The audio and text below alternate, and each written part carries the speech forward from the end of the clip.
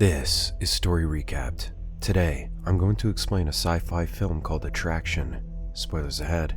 Watch out, and take care. In Moscow, Yulia recalls how she and her mother imagined the stars as the eyes of the angels watching over them. However, Yulia realized that there's nothing in space when no one came to help her mother when she fell ill. During class, Yulia and her friend, Sveta, gleefully talk about boys while the teacher lectures about meteors. Sveta presses Yulia to reveal more details about her boyfriend, but Yulia contends that there's not much to tell about him apart from his love of cars. When the bell rings, the teacher reminds the students to watch the meteor shower that will take place that night. After getting a ride home from Tyoma, Yulia tells her father, Colonel Lebedev, that she will watch the meteor shower, but he doesn't allow her. Despite this, Yulia leaves the house the moment her father leaves. In outer space, a massive spherical spacecraft flares up as it enters the Earth's atmosphere. The Russian military immediately detects at the spacecraft's entry and tries to make contact, but they receive no reply. As the object enters Russian airspace, the military deploys interceptors and activates the missile defense systems. In the city, a large crowd is formed to watch the shower, and soon Sveta arrives and shows Yulia the keys to her apartment. As meteors soar through the sky, the Russian Air Force pursues the spacecraft. Sveta, Yulia, and Tyoma watch the shower from the rooftop. Tyoma wants to make out with Yulia, so Sveta hands them the keys to her apartment. Soon, the interceptors lock onto the spacecraft and fire their rockets, hitting it right in the center. As the spacecraft descends, it emits an EMP wave, causing the interceptors to lose control. On the streets, phones and other electronic devices start malfunctioning. Sveta gapes at the alien ship as it hurtles towards her. By the time it crashes, it's already too late. Upon hitting the building, Yulia almost falls, but Tyoma grabs her. After hitting more buildings, the burning spacecraft finally stops in an empty field. Lebedev immediately heads to the crash site, accompanied by Mikhail Polskin, a deputy from the parliamentary group. Tyoma carries Yulia out of the apartment and takes her to the hospital. Soon, Lebedev and Polskin approach the spacecraft with snipers on standby. When a creature emerges, Polskin introduces himself and offers cooperation, but Polskin starts breathing heavily and drops to the ground. The snipers prepare to fire, but Lebedev commands them to stand down.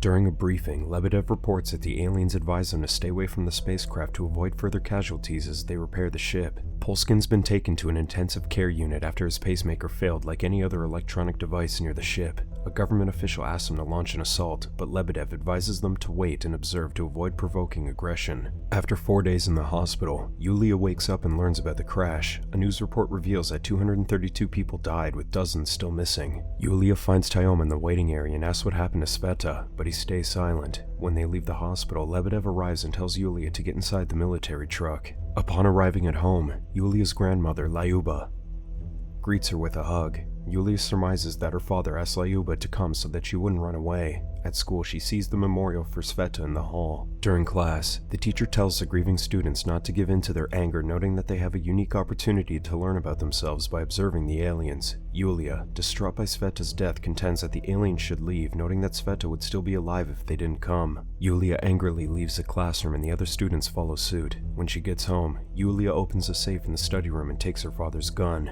In a garage, Tyoma and his friends watch a video of an alien wandering around the crash site. Yulia arrives and shows them the gun, hinting that they shouldn't let the aliens get away with the deaths that they caused. Tyoma knows a way inside the barricaded district that the soldiers don't know about. Tyoma takes him to an old processing plant where his father used to work. He notes that they'll only observe the aliens from a distance to determine what they're planning to do. After evading military patrols, Tyoma takes Yulia to a car and tells her to stay there because it's dangerous ahead. However, Yulia leaves as soon as the group is out of sight. Inside a building, they find a saucer-shaped object on the floor and deduce that it fell from the top of the building. Yulia heads to Sveta's apartment and sees the destruction wrought by the spaceship. While looking at pictures of her and Sveta, she sees an alien climbing the building from outside and shoots it. She almost falls due to the recoil, but the alien catches her. Tyoma and his friends hear her scream and hurriedly run to save her. As the alien carefully puts her down, Yulia notices a humanoid face beneath the alien's spacesuit. When Tyoma arrives, he beats up the alien with a metal pipe, prompting it to go down. However, it loses its grip and slides uncontrollably until it reaches the first floor. When they get back down, Tyoma finds blood on the alien's armor, but the creature is nowhere to be found. Yulia sees a man covered in dust, but doesn't tell the others. The group decides to take the armor back with them. Back at home, Yulia can't sleep, so she goes back to the crash site to find the alien. When she arrives at the building, she finds the male humanoid and loads him into her jeep. The next day, she asks her friend Google to skip class and help her. Google is excited upon seeing the alien, but he is equally as clueless as Yulia is about what to do with him. When Google inspects the humanoid's body, he doesn't find any fractures, but he figures that he has lost a lot of blood. Google suggests a blood transfusion, so Yulia contacts her doctor. At the hospital, Google and Yulia disguise themselves as doctors and take the alien to the hematology unit. After determining that Yulia has the same type blood as the alien, Google prepares her for the blood transfusion. Google passes out before he can inject her, so Yulia proceeds with the transfusion on her own. When Yulia removes the tubes from the humanoid's arm after the transfusion, he grabs her wrist tight, his bracelet melts, and rapidly reassembles itself on Yulia's wrist. Yulia leaves the alien with Google in a garage outside their building and goes home after reminding him not to take pictures of him. While taking a bath, she's startled to see that the water is floating around the bracelet. She plays with it, realizing that the water is following her arm's movements. Lebedev and his team take the saucer-shaped object to a laboratory to find out what it is. When he goes to the water cooler, he notices that the water appears to be attracted to the strange object. During a briefing, a scientist reports that the ship draws water like a magnet because the aliens need it to regenerate the ship. The object appears to have the same properties as the ship, but its function remains unknown. Lebedev suggests returning the object to the aliens, however the Vice Prime Minister refuses, arguing that the aliens may already know everything about humans, while they still don't know anything about them. Soon, Google meets with Yulia to tell her that the alien is awake. When they go inside, Google is astonished to hear the alien speaking Russian. The alien introduces himself as Hakon and tells him that he needs to find an object called Shilk. After giving him her father's clothes, Yulia tells him to go on his way and leave their planet. When Hakon leaves, Yulia looks at Yulia in dismay for letting him go by himself. Yulia regrets letting Hakon leave on his own, so she decides to search for him. Yulia and Google find Hakon nearby, but the police have already picked him up for failing to produce any form of identification. In the garage, Tyoma's friend, Ruslan, tries to cut through the armor but fails. Upon learning that the armor can repair itself, Python suggests selling the armor. Genya inserts his hand inside the suit and realizes that he can easily move the armor, but he freaks out when the suit latches onto his arm. After getting Genya off the suit, Tyoma tells the group to surrender it to Yulia's father. Without telling Lebedev about the armor, Tyoma arranges a meeting with him. When Tyoma and his friends arrive at the meeting site, they find the police trying to appease a crowd waiting for water rations from the government. Suddenly, a man in the crowd throws a rock at an officer, leading the cop to suspect Ruslan. Python tries to stop the police from beating Ruslan, but the cops attack him too. Tyoma stops the civilians from beating up an officer, but another policeman beats him with a baton and arrests him. When Lebedev arrives, Tyoma is frustrated by the policeman and decides not to reveal anything about the armor. At the police station, Hakon learns from a news report that the Ministry of Defense has the Shilk. When Yulia arrives to fetch Hakon, she sees Tyoma getting taken away by the police. She promises to call her father to get him out, but Tyoma refuses Lebedev's help. Instead, Tyoma asks Yulia to tell her father that they'll be reclaiming the neighborhood soon. Outside the station, Hakon tells Yulia that he needs to get the Shilk to have his ship transition on the way back to his planet. Yulia pretends to be pregnant to get her father's attention and meet with him at the Ministry of Defense, where she steals his security pass. Hakon uses the security pass to head to the room where the Shilk is kept. Upon reaching the device, Hakon puts his palm over it, causing its enclosure to unfurl and allow him to take a portion. A scientist sees this and instructs his coworkers to sound the alarm. As the military locks down the building, Lebedev tells a soldier to take Yulia and Hakon home. When the authorities release Tyoma, he tells his friends that they're keeping the armor to defend their home. The group then rigs their cars and gathers weapons to prepare for an encounter with the authorities and the aliens. When Hakon and Yulia get back home, Hakon stresses that he must return to the ship immediately, but Yulia suggests waiting until nightfall to avoid the guards. In the meantime, Yulia takes Hakon to her room, where he meets her dog, Charles.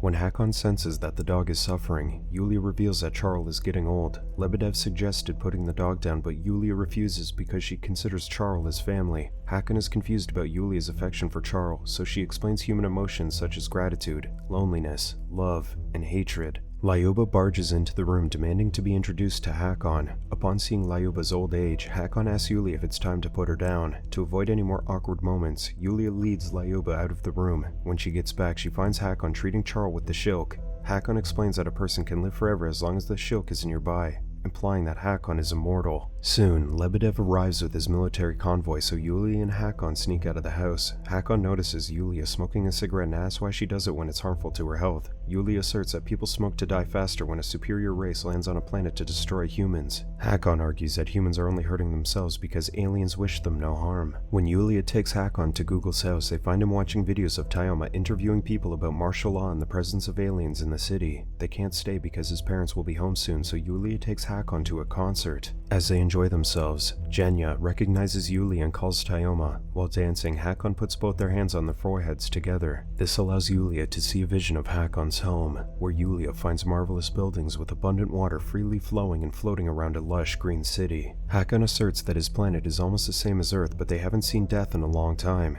Yulia is the first alien he took there because they're forbidden to make contact. His ship was not meant to be seen by humans, but the meteor shower damaged its cloaking device. Hakon warns that Saul, the ship's AI, will destroy the vessel if anyone else tries to get on the ship to prevent their technology from falling into other hands. After the concert, Yulia takes Hakon to the processing plant leading to the crash site. When they reach the area, Hakon takes a cigarette from Yulia and inhales the smoke as he wants to feel what it's like to die. Yulia removes the cigarette from his lips and kisses him. As Hakon walks towards the ship, Yulia receives a call from Tayoma asking her to meet, but Yulia refuses. When Yulia hints that she wants to break up with him, Tayoma tells her that he understands. Before Yulia could hang up, Tayoma and his friends emerge and beat up Hakon. Yulia tries to stop him, but Ruslan restrains her. In his jealous rage, Tayoma grabs a large rock to beat Hakon, but Genya stops him to show him the shilk. Yulia begs him to let Hakon go and return the shilk, stating that he just wants to leave. When Yulia tells him that Hakon is better than humans, Tayoma hits her, prompting Hakon to fight back and defend her. After slamming Ruslan against the wall, Hakon throws Tayoma to the ground. Ruslan gets up and grabs Hakon from behind to subdue him as Genya pulls out a gun from his bag. Yulia grabs Genya's hand as he pulls the trigger, accidentally hitting Ruslan instead.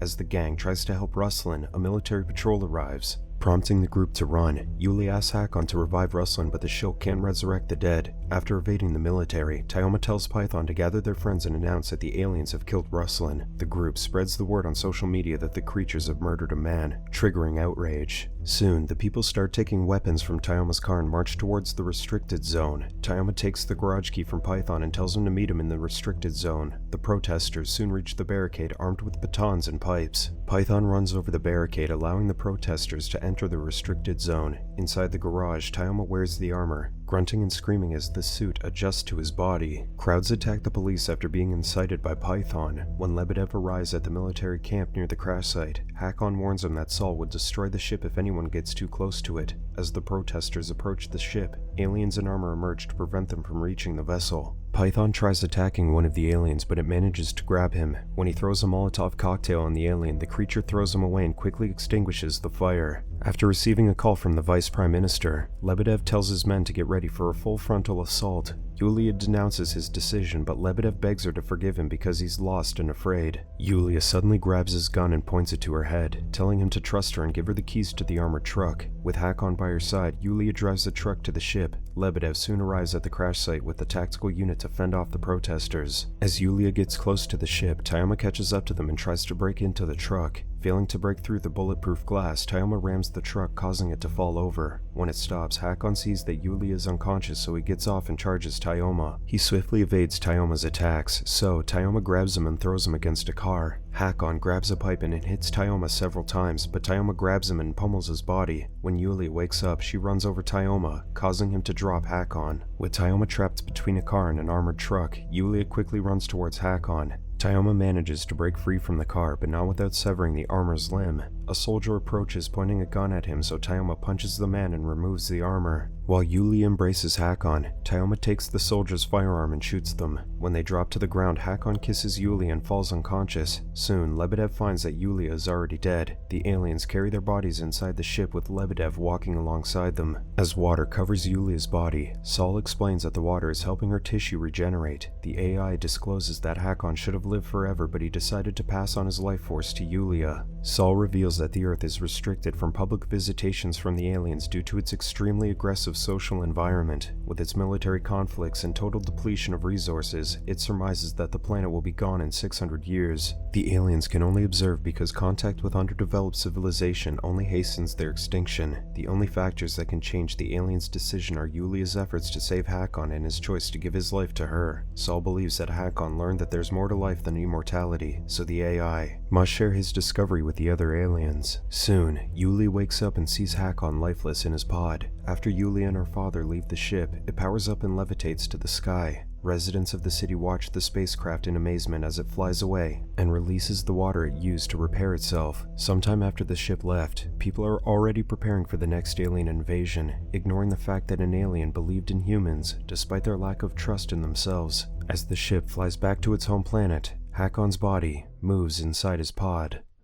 Subscribe to watch more videos like this. Turn on notifications. And leave a like, it really helps the channel out. Thank you for watching.